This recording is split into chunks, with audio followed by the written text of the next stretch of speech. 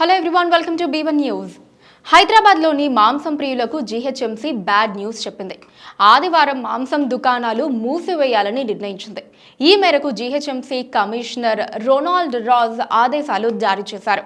ఆదివారం మాంసం ప్రియులతో పాటు సామాన్య ప్రజల ఇళ్లలో కూడా మాంసం వంటకాలు గుమగుమలాడతాయి. చికెన్, మటన్తో వంటకాలు చేస్తారు. అయితే జీహెచ్ఎంసీ తాజాగా తీసుకున్న నిర్ణయం మాంసం ప్రియులకు మింగుడుపడటం లేదు. వారం మొత్తం కూరగాయలు, ఆకుకూరలు, దుంపలు, పప్పులు ఇలా ఏం తిన్నా ఆదివారం వచ్చిందంటే దాదాపు 70% మంది ఇళ్లలో నీసుకూర ఉంటుంది. ఇదేంటంటే మేం తెలంగాణోళంబై ఆదివారం గిట్లనే ఉంటది అంటారు. ముక్క లేనిదే ముద్ద దిగదు. అంతలా మాంసం అమ్మకాలు ఆదివారం జరుగుతాయి. మటన్, చికెన్, ఫిష్ ఇలా ఏదో ఒక వంటకం తప్పనిసరి ఉంటుంది. దీంతో సండే ఏ గల్లీకి వెళ్లినా మాంసం వంటకాలు నోరూరిస్తాయి. ఇక హైదరాబాద్ వాసులైతే ఆదివారం ఉదయమే చికెన్, మటన్ షాపుల ముందు క్యూ కడుతుంటారు.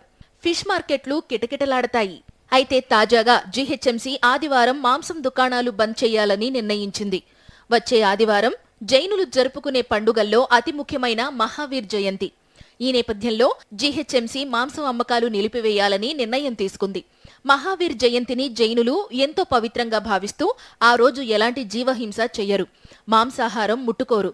ఈ నేపథ్యంలో జైనుల సంప్రదాయాన్ని గౌరవిస్తూ మటన్, చికెన్, బీఫ్ మార్కెట్లతో పాటు మాంసం అమ్మే అన్ని షాపులు మూసివేయాలని జీహెచ్ఎంసీ ఆదేశాలు జారీ చేసింది.